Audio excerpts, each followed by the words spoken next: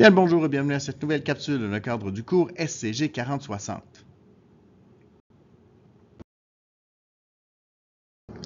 Aujourd'hui, on traite du système musculo-squelettique et plus précisément comment on va assembler les os et donc on va parler des muscles et des articulations.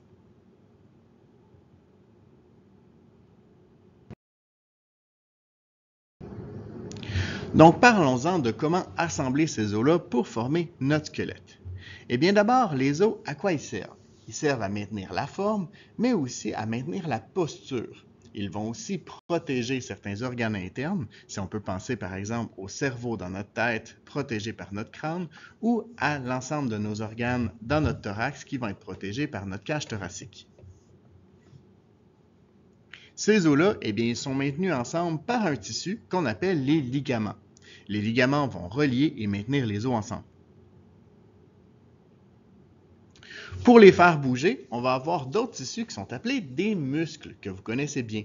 En fait, ceux-ci vont se contracter ou se relâcher pour guider le mouvement des os. Et pour attacher les muscles avec les os, ça nous prend un troisième type de tissu qu'on va appeler les tendons. Où est-ce que ça frotte? On va avoir un autre type de tissu qui s'appelle les cartilages. En fait, les cartilages vont protéger contre l'usure sur le bout des os à l'endroit où est-ce que ça frotterait en temps normal. Et pour éviter justement l'usure prématurée de nos cartilages, on va aussi avoir un liquide synovial qui est contenu à l'intérieur d'une capsule articulaire qui va s'assurer justement de ne pas avoir trop de friction et d'avoir des mouvements fluides où est-ce qu'on va avoir un mouvement facile.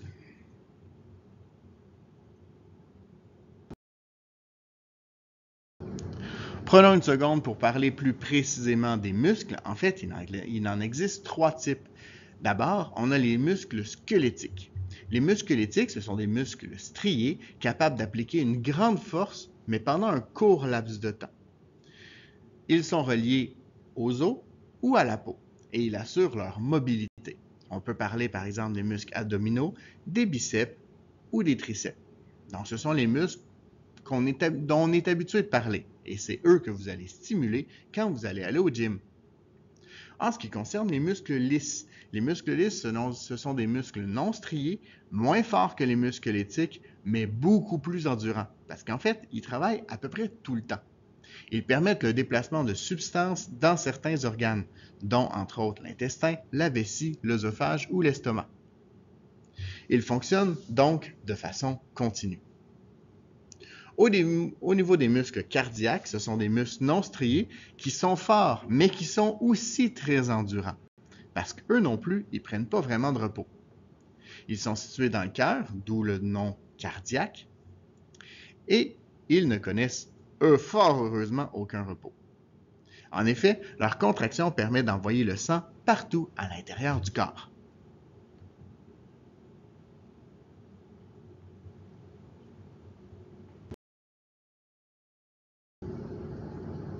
Revenons donc à notre articulation et regardons comment ça fonctionne.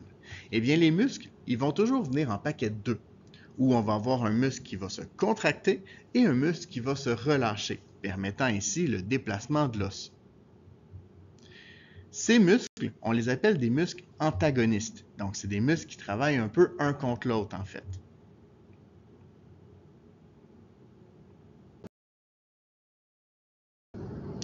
Au niveau des articulations, eh bien, on en a plusieurs sortes. Et la première articulation dont on va parler, eh bien, elle est un peu particulière parce qu'en fait, elle ne permet pas de mouvement. Ce sont des articulations immobiles. Les os ne bougent donc pas les uns par rapport aux autres. Par exemple, on peut parler des os du crâne, qui n'ont pas de mouvement les uns par rapport aux autres.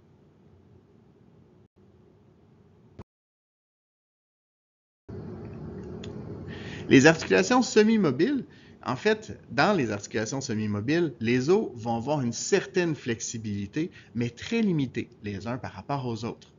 On peut parler par exemple des vertèbres qui nous permet de bouger un peu le dos, mais sans pour autant avoir une très grande flexibilité.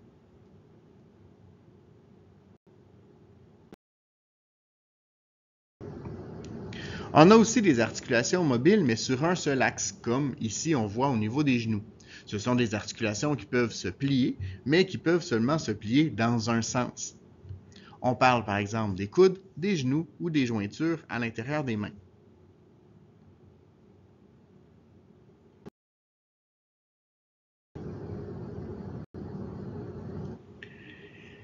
Et finalement, on a des articulations mobiles sur plusieurs axes. Ce sont des articulations qui vont nous permettre de rouler. On parle par exemple des chevilles, des épaules, des poignets, de la jonction du bassin avec les jambes ou de la base des doigts.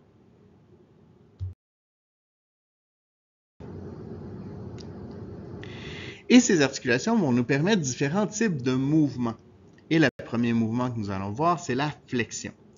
La flexion, c'est l'action de plier un membre, comme par exemple ici notre squelette qui a plié son coude.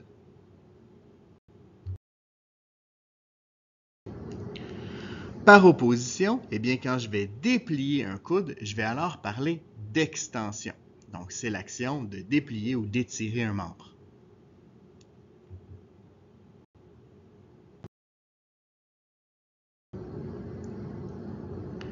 Passons maintenant à l'abduction. Donc, l'abduction, c'est l'action d'éloigner un membre de l'axe du corps, comme le bonhomme le fait présentement au niveau de son bras.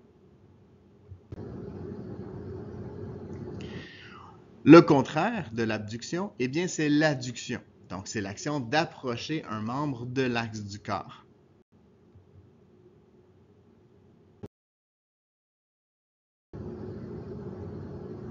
Et finalement, le dernier mais non le moindre, c'est l'action de rotation.